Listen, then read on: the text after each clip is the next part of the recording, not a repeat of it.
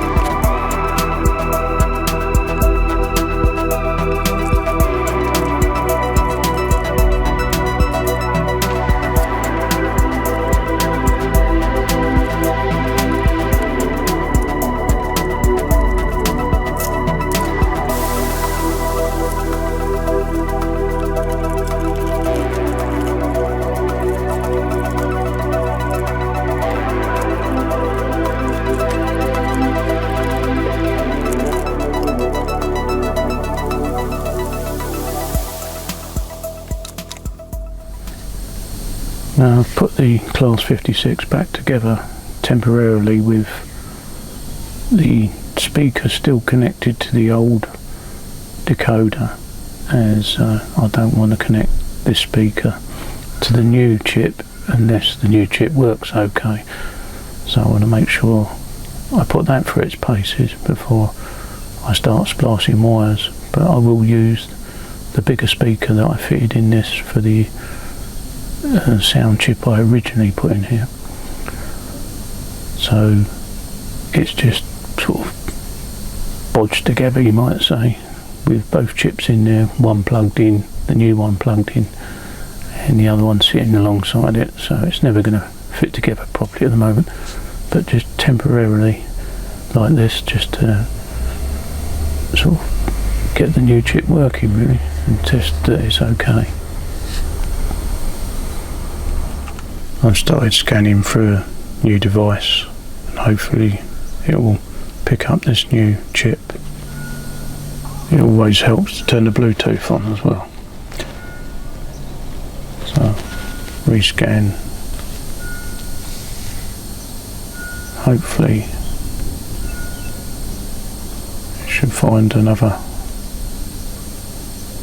chip.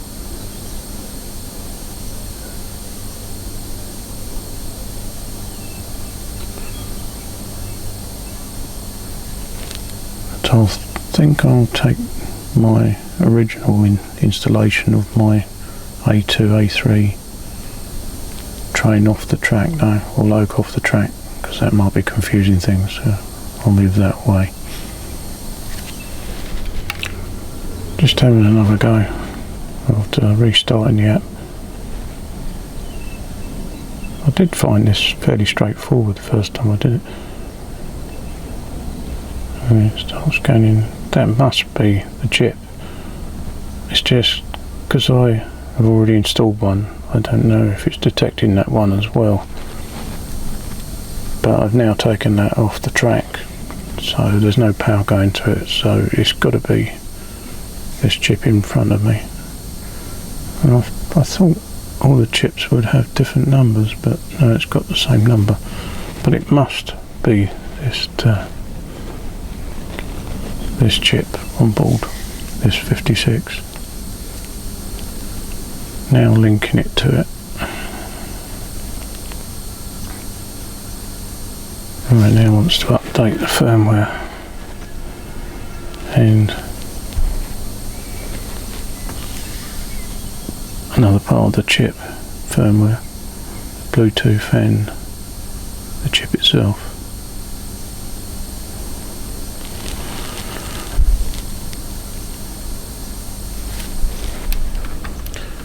After a little while, it now shows the updates are completed.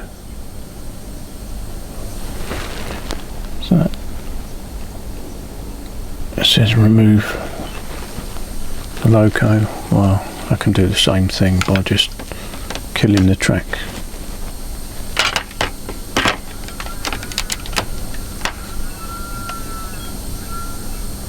So I should just stop the power to the track,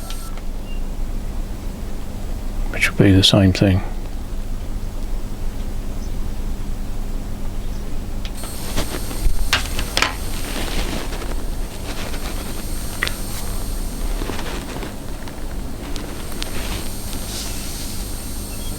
I can now enter the name of the Loco and the number I want to give it.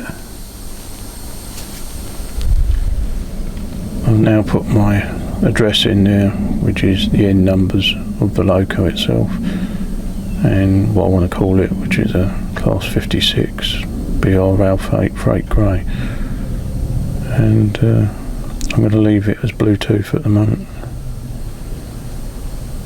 and I'll just test the sound and everything, which should sound like a steam engine, which would be rather weird. So let's put the sound on.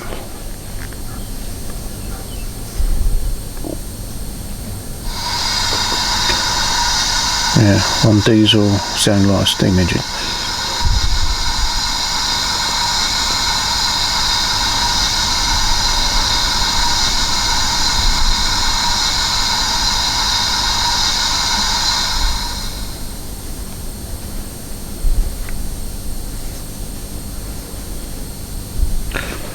So we go with the gold's whistle. Oh. Squeaking brakes.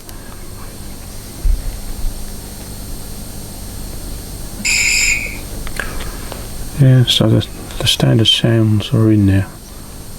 So now I need to upload the sound profile for the class 56, which takes a little while, but judging by the steam Loco I did, it's quite straightforward really. So I'm quite pleased with it so far. So let's program this to be a 56. Right, it's a bit of a naff way to show you, but I'm now browsing the profiles. Oops. It's quicker to go to the diesels. And there's the 56. And it's just install the locomotive profile really.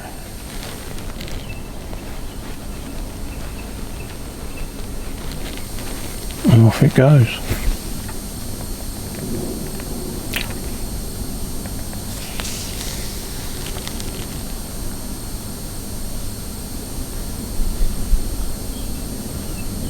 This bit doesn't take too long, but then the second part where it installs the actual sound profile takes about 30 minutes in my case.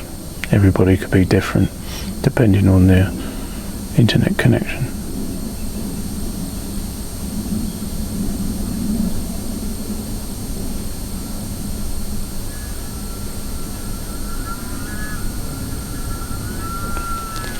Right, it says 49 minutes, now it's gone to 35.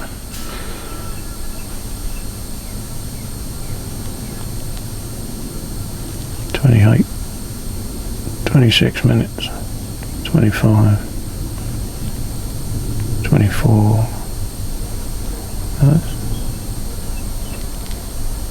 It's slowing up a bit now, so it looks like it's going to take me about 20 minutes, which isn't bad, I suppose. So I'll be back in about 20 minutes, but it'll seem like no time at all. Still going. It's going fairly well. I did cock it up a bit as I forgot myself and moved something on the ordinary DCC hand controller, and that tripped it out for some reason.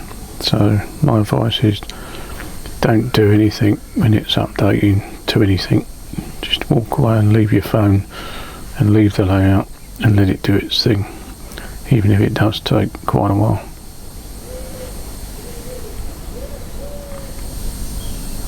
Well, it now says it's fully downloaded it and it wants me to remove it from the track again. So I'm just going to shut the power off again like I did before.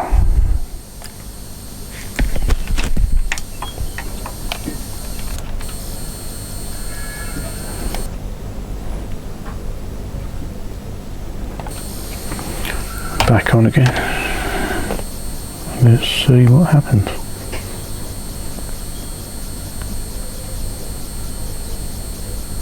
See if she moves. Yep. Left and right.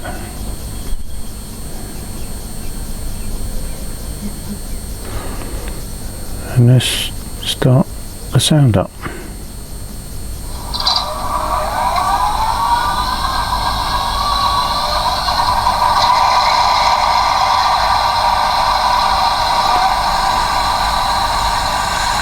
Sounds quite quiet, but it's the little speaker they give you with the chip, and once I connect it to the mega bass speaker what's in there, it should sound pretty good.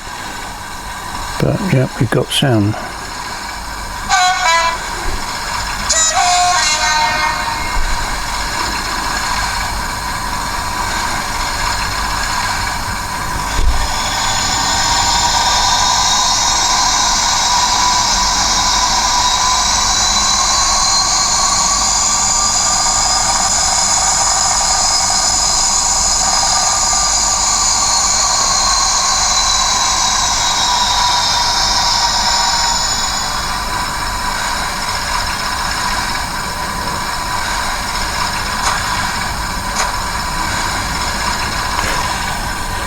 Yeah, I think everything's working. I haven't tried every sound, and looks like I can go ahead and splice in the new speaker, well, the original speaker inside the Loco from the previous chip. Now I know the chip's all working and there's no issues. It's back to the bench and fitting it for real and splicing it into the mega bass speaker that's already in there, which will do a far better job than the supplied speaker. So I'll just get on with fitting this all back together.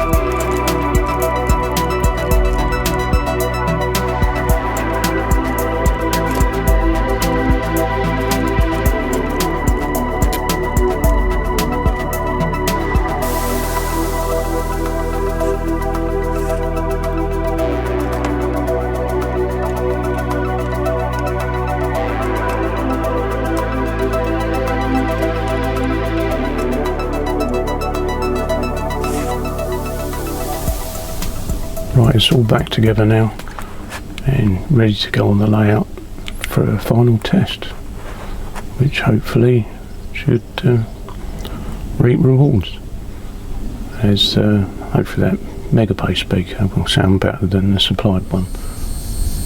Class 56 is now back on the layout, and I'm just opening up the Hornby app, and hopefully we can get it to do its stuff.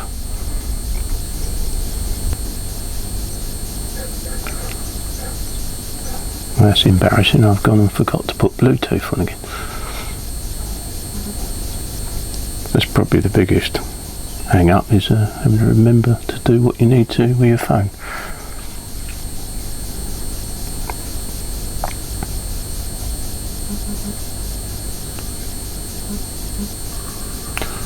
Right, moving to the right,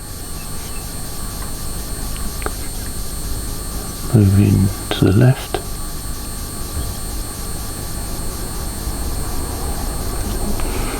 and the stopper, and this, oh, pushed that by mistake, that's loud enough.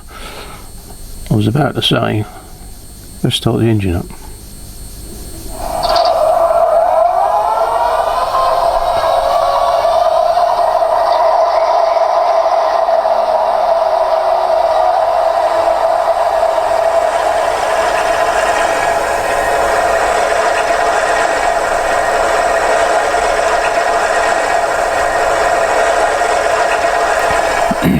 Now that sounds pretty good to me.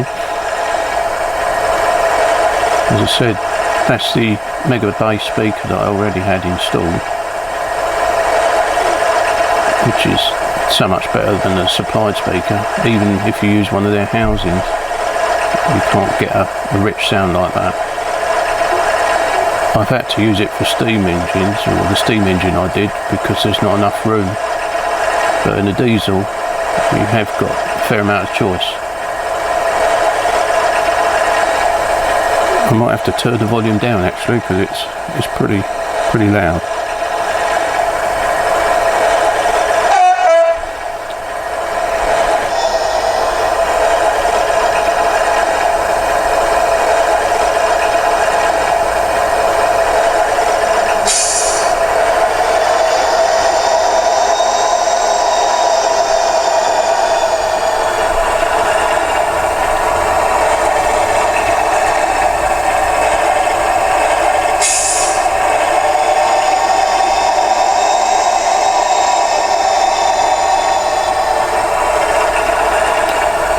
I have to say I'm well pleased with that.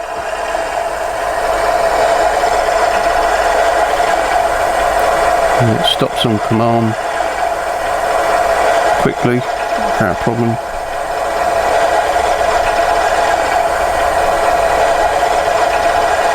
And we've got loads of sounds to go through, which I won't bother to go through them all, but clear sounds. No vibration, except for stuff that's emulated on purpose, engine vibration on purpose. That sounds great, and it allows me to control these separately to the DCC controller I've got, which is what I was after, because I've run out of positions on my Bachmann controller, as there's only enough positions to control 30 trains. So this now allows me to have trains on a separate system, which have also got sound. And just at the moment, you know, suits me down to the ground really. So hurry up Hornby and come out with some more profiles, because I've got plenty of 37s and plenty of 47s. And I'll certainly be buying some decoders for these. As I say, I've already got a 21 pin decoder, but I can't use it at the moment, so there's no sound profiles for these Locos that I've got 21 pin for.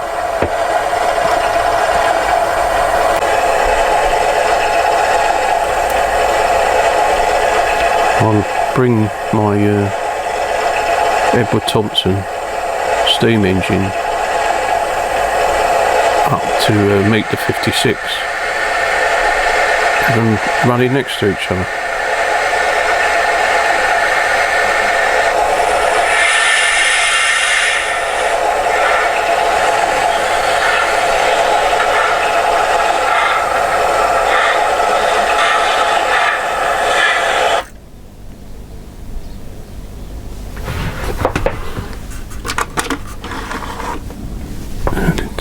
How did that happen? The whole system shorted out. Never mind.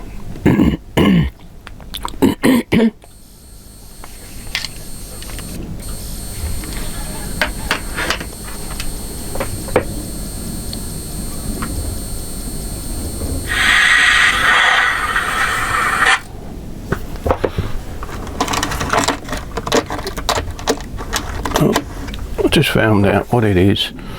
The tender of the steam engine wasn't on correctly, so it dragged it across the points. I think one of the wheels was off and shorted out the points, and it's done it twice. Yeah, that's what happens when you're trying to film. But we'll carry on. Let's hope we'll get it to do something. Right, layout's back on. Oh, we got sound on that one.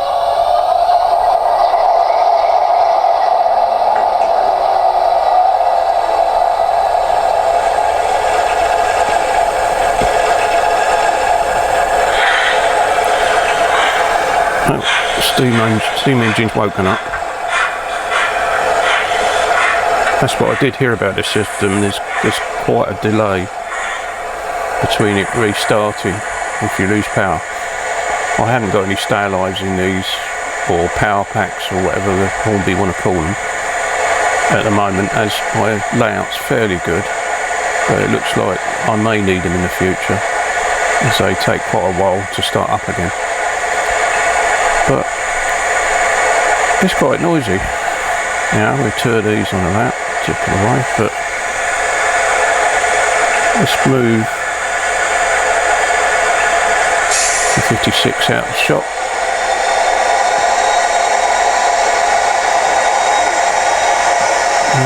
Put a quick start, and you've got to get some hang of using the app to slow it down and speed it up.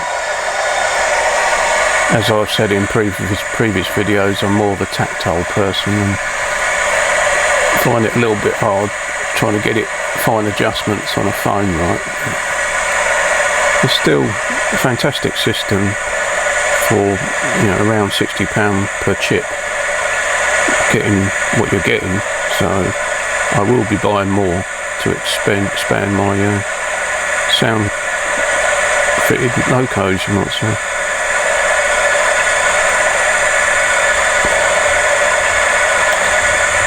Yeah, it's going to take a bit of getting used to,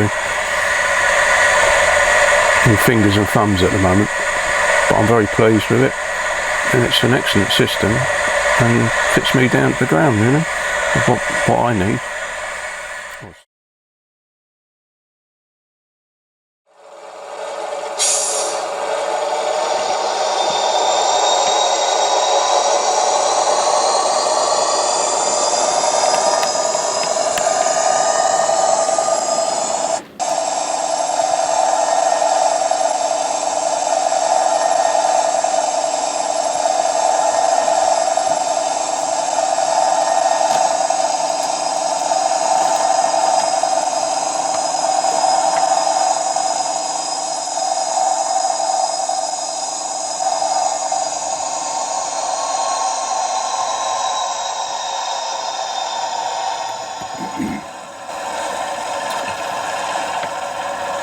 I'm having all sorts of issues. Now I've got the sound running, but the Loco's stopped running. I'm beginning to wonder whether this system is any good. The system is good and it is working, but I'm having numerous teething problems. If it shorts out, maybe it does need a stay alive. it's so momentary that the sound still carries on, but then the power doesn't seem to work. It seems to stop and the sound keeps going. They seem to be out of sync instead of completely dying then starting up together. But it seems to be running okay most of the time. As soon as you think it is running alright, it does something strange. So I think it's a bit more testing before I invest in any more money in this, and probably buy some of their stay alives, as it seems the chip is very vulnerable to having power taken away from it, unlike a lot of my Locos on my ordinary DCC layout, my DCC setup you might say.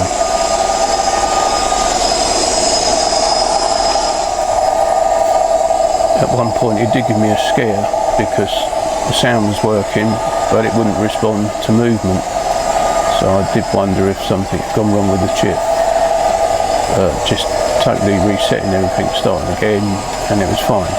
Now why the sound would be making a noise like it was moving and the Loco wouldn't move, I don't know. It wasn't momentarily, I sat there for ages with no controlled movement, even though the sound was making a noise. And I couldn't get it to move no matter what I did, unless I shut the app down and start again. So there's all sorts of glitches with this thing, I think. It's a new system, so hopefully they'll iron out the bugs. But it's got great potential, and I'm looking forward to updating or putting this in other Locos, but I'm probably going to have to hold fire on buying too many of these at the moment, because there's a lot of unknowns with them, and I've been having issues. Maybe other people aren't. Oh, there it goes. It's now tripped out. It starts up straight away, the sound, but then the Loco just sits there for ages, and then it snaps into the sound. You can hear of the full speed like it was travelling at, but no movement, and it sits there for ages. No movement, but just sound as if it's going along at the speed I left it. And it's still sitting in a tunnel making noise and not kicked back into any movement at all. Just sitting there as if it's travelling around the same speed as it was, but there's no movement. This is quite odd. You think it would shut down and start up in sequence, sound and movement. Literally, I think the last time I managed to get it to work again was to turn the power of the layout off and turn it back on again. Let's try that. Otherwise it's just going to sit here forever. Well, you can't even see it. It's in the tunnel. I'll turn the power off to the layout.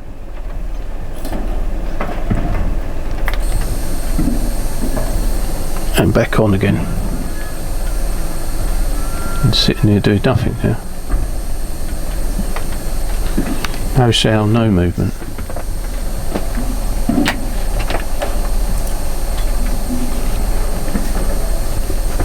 This is what made my heart skip a beat when I first had this problem. Start the app up again.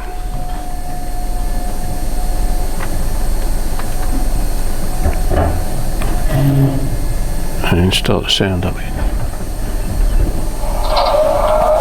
That's it. Sound's back on.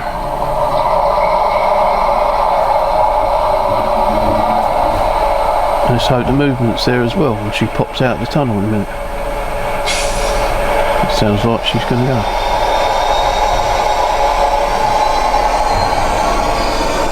Yep. And here she comes. But I think she would have sat there with the sound on forever.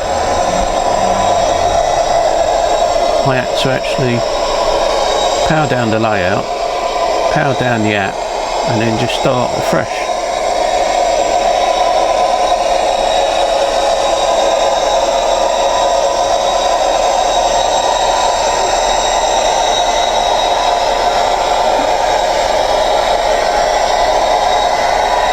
It's a little bit inconvenient.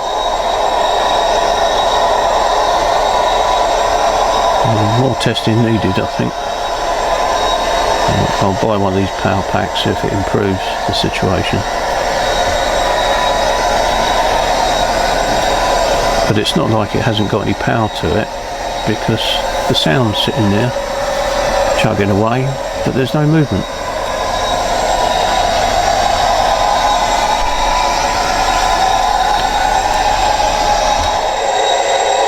And it's just done it again. It's come up to the points, tripped out, fair enough, and then reacquired power. Sounds come back on as if it's travelling around the layout, but there's no drive to it, just sitting here, and it will sit here forevermore, not do anything, unless I actually power down and start up again. Right, start the Loco up.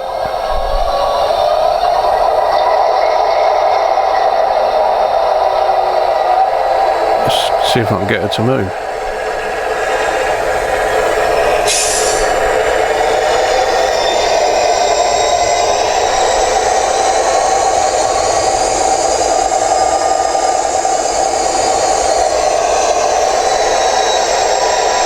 Still no movement,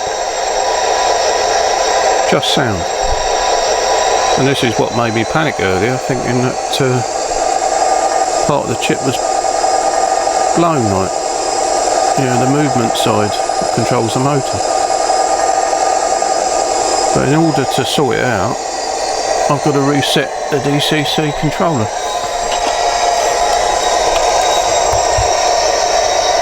I'll kill the power. Start the power up again.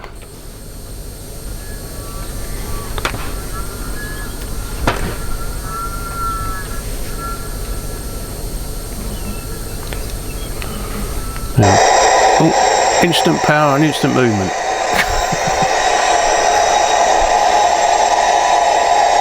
So the power needed to be reset to get the Loco to move, but it certainly didn't affect the sound.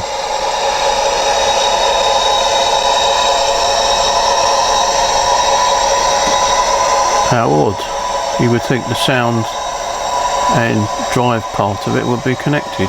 So if you had sounds, you had movement. So you have to reset the power to get it to move, even though you don't the sound. Now that's odd, isn't it? So yeah, it's going to be a power pack, I think. But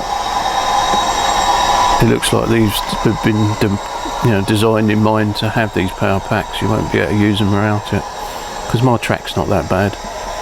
It's got the odd glitch here and there, but this chip seems to be fussier than most,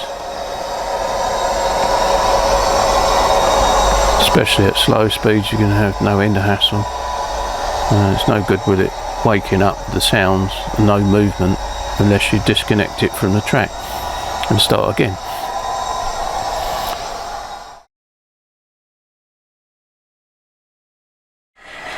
A moment ago, when they passed each other, they both stopped and then started up, moved on with sound with quite a jerk. Probably not going to do it again. It's hard to catch it on camera. But they both did start up with movement and sound and move off. So I'm pretty baffled. Obviously need, I think they call it a power bank. I keep calling it power pack, power bank. I'm going to have to get a couple. But they are doing odd things. 1 minute you've got drive, next minute you've just got sound.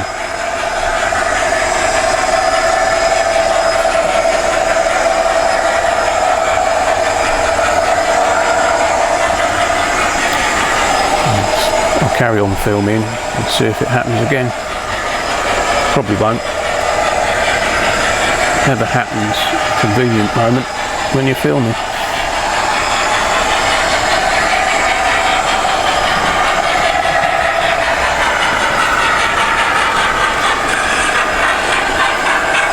I'll slow the steam engine down.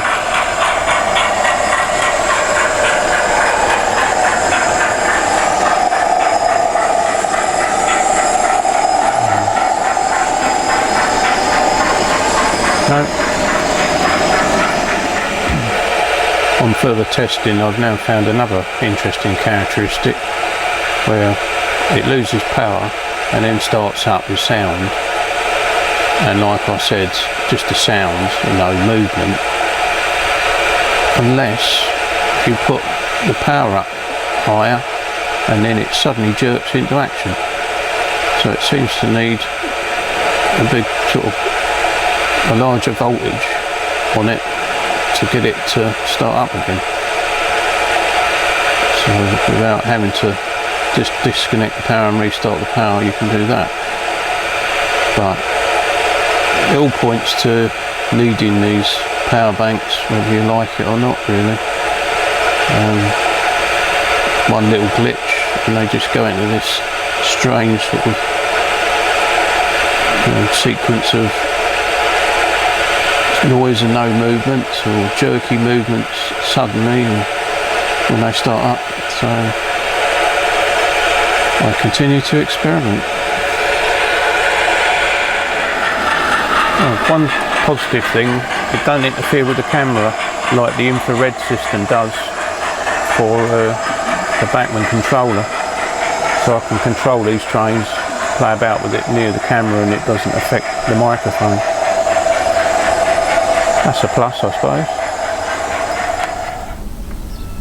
I didn't actually fit my decoder into my A2A3 on camera because I knew it was going to be a bit of a job to actually fit it, because it was really a tight fit in the tender and I had to cut it about a bit. But I thought I'd show you how I fitted it and my thoughts on whether I'm going to be able to get one of those power packs in there as well, which I very much doubt it, as it was so tight to get in the decoder and the little speaker they supply in the speaker housing. But I'll very carefully take it apart again and show you how I managed to fit it in.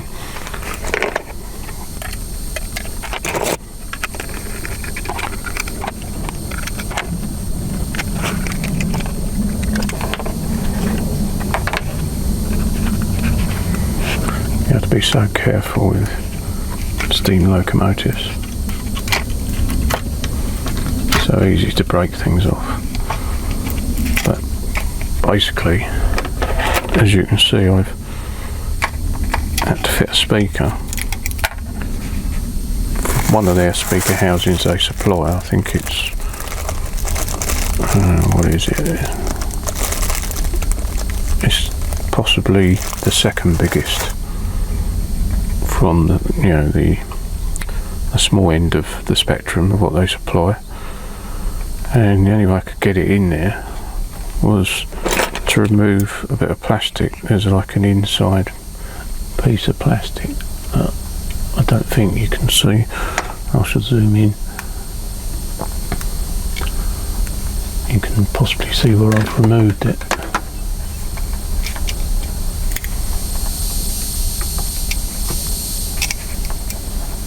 Right, if there's enough light. In here was an extra piece of plastic that went round part of the chassis, and I was able to remove a bit of this inside plastic very carefully, leaving still a strength throughout this end, and that just give it just enough width to get this speaker in this way round. As if you look at the actual tender body, there's not a lot of room.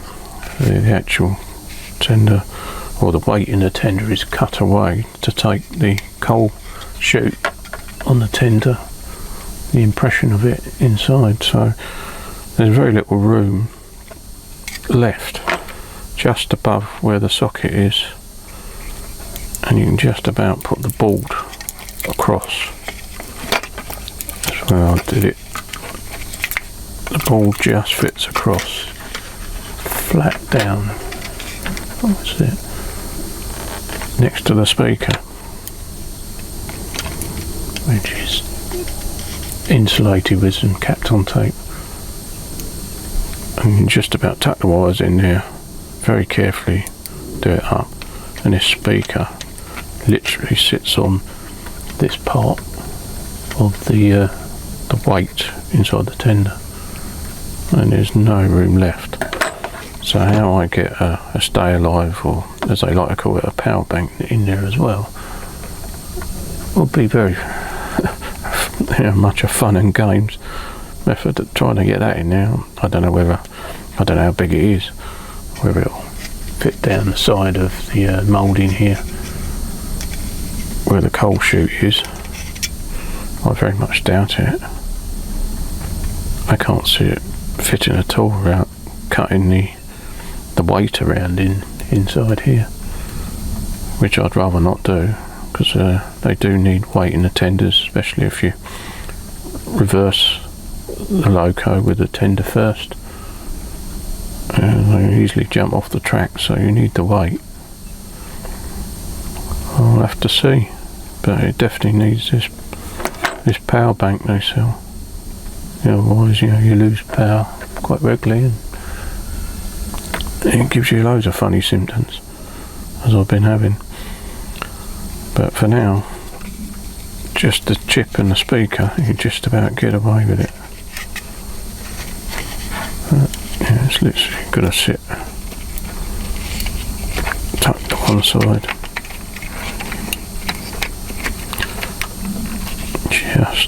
Just goes in there. Nothing to spare at all. So it's going to be a delicate operation to try and get a power bank in there.